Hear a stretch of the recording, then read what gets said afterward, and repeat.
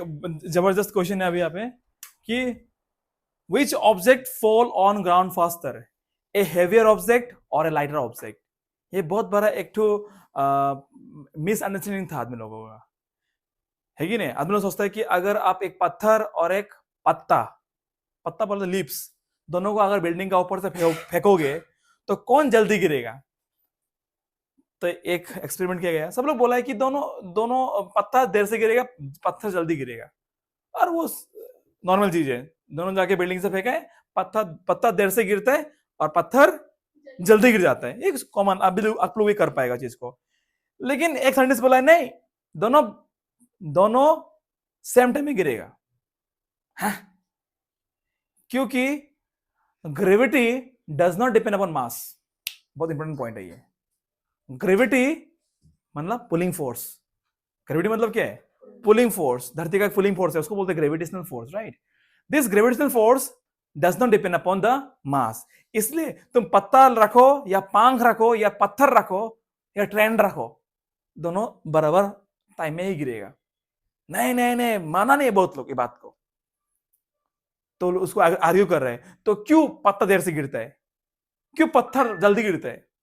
तो simple simple simple answer बोला उसको। पत्थर जल्दी गिरता है इसीलिए क्योंकि उसमें कम हवा का रेजिस्टेंस लगता है, और पत्ता देर से गिरता है क्योंकि पत्ता को रोकने वाला हवा है।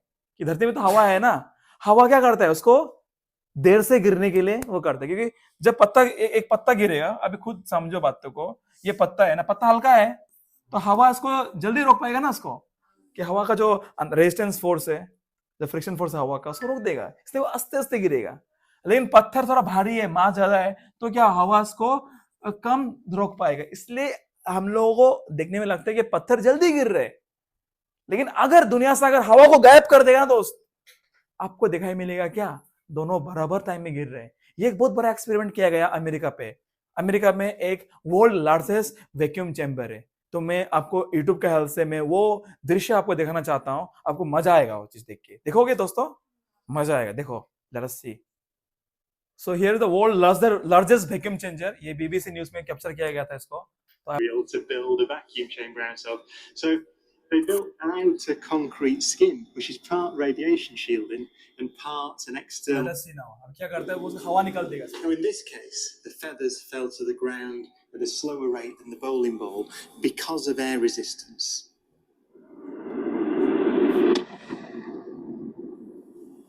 So in order to see, तो देखा ये एक बॉल जल्दी गिर गया, लेकिन वो पंख थोड़ा देर से गिर रहे हैं। क्यों? Because of the air resistance. अभी वो साइंटिस्ट क्या करेगा, उस चेंबर से पूरा हवा को निकाल देगा। It will make a vacuum chamber. हवा एकदम नहीं निकलेगा, तो हवा रोकने वाला कोई नहीं होगा। आप देखो गेम में असली मजा भी आने वाला है। You will see this thing now. See true nature of gravity, we have to remove the air.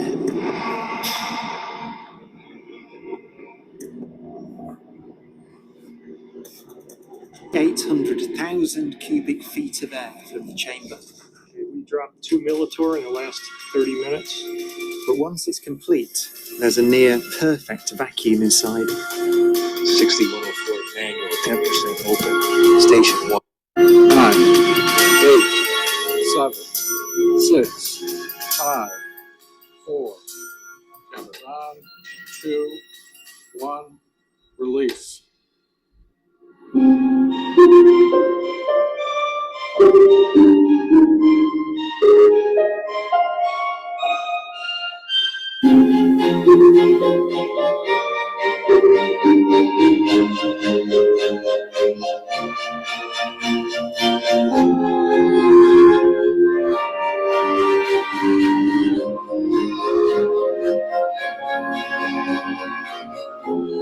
It's a very big experiment.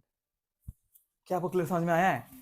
तो इस एक्सपेरिमेंट में क्या गया कि इस चैम्बर में हवा को एकदम गायब कर दिया। तो इससे क्या होगा, इससे एयर रेजिस्टेंस है ही नहीं।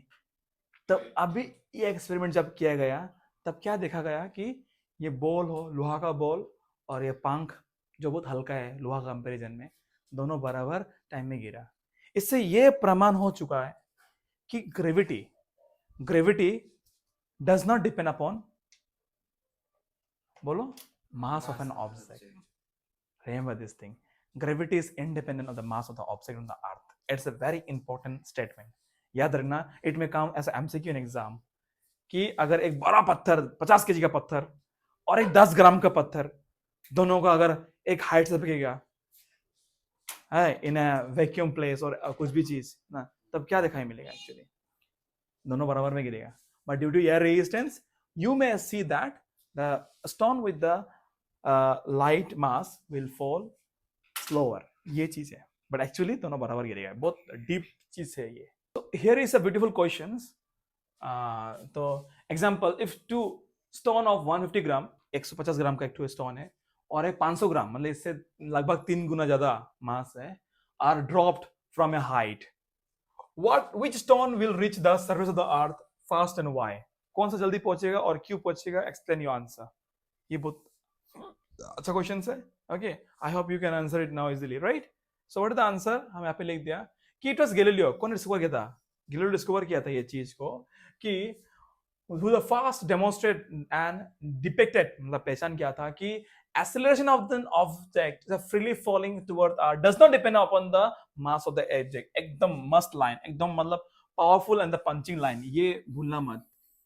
What? The acceleration of a free falling object does not depend upon the mass of the object. ये बहुत important statement था.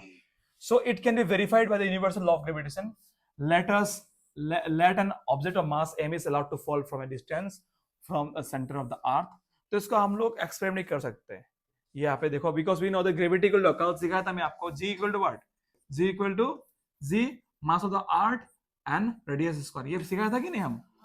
ये कहाँ से आया था कि force equal to what? Force equal to g mass of the earth, mass of the object and distance square, and we can split the value of f as ma, right? Because force equal to ma और mass किसका mass? Object का mass equal to what? g me मतलब mass of the earth, mo mass of the object and r मतलब radius square. तो यहाँ से mo और mo cut गया तो क्या बचेगा? a equal to what? g me by r square. What does this g represent? Okay, यहाँ पे देखो, what is this a? A is acceleration, so we will replace this a with g, right? What does g represent? The acceleration due to gravity. So g equal to g me by r square. तो क्या यहाँ पे क्या object का मास involve है? देखो, so by the expression also we can clearly say that the gravity does not depend upon the mass of the object. Yeah, it depends upon the mass of the earth. It depends upon the radius of the earth. अगर किसी कारणवश अगर धरती का मास बढ़ गया तो gravity में फर्क पड़ेगा. किसी कारणवश अगर धरती का रेडियस आधा हो गया या बढ़ गया, डबल हो गया, तभी भी ग्रेविटी में बहुत फर्क पड़ने वाला है. सो याद रखना कि ग्रेविटी किसका ऊपर निर्भर है? ग्रेविटी निर्भर है मास ऑफ द अर्थ और रेडियस. इसलिए धरती का रेडियस या मास बढ़ने से ग्रेविटी का वैल्यू चेंज होगा. ऑब्जेक्ट का धरती का ऊपर कुछ भी हो, सैटेलाइट भी गिरे तो ये फर्क नहीं पड़ेगा. चीज को याद रखना, सैटेलाइट. ये कहानी का असली महत्व, तो वही मैं बोला चाहता है. तो ये लाइन को बिल्कुल मत भूलना, एग्जाम में जरूर लिखना कि earth does not, the acceleration of a freely falling object does not depend upon the mass of the object. That's the important. I hope it is very clear to everyone.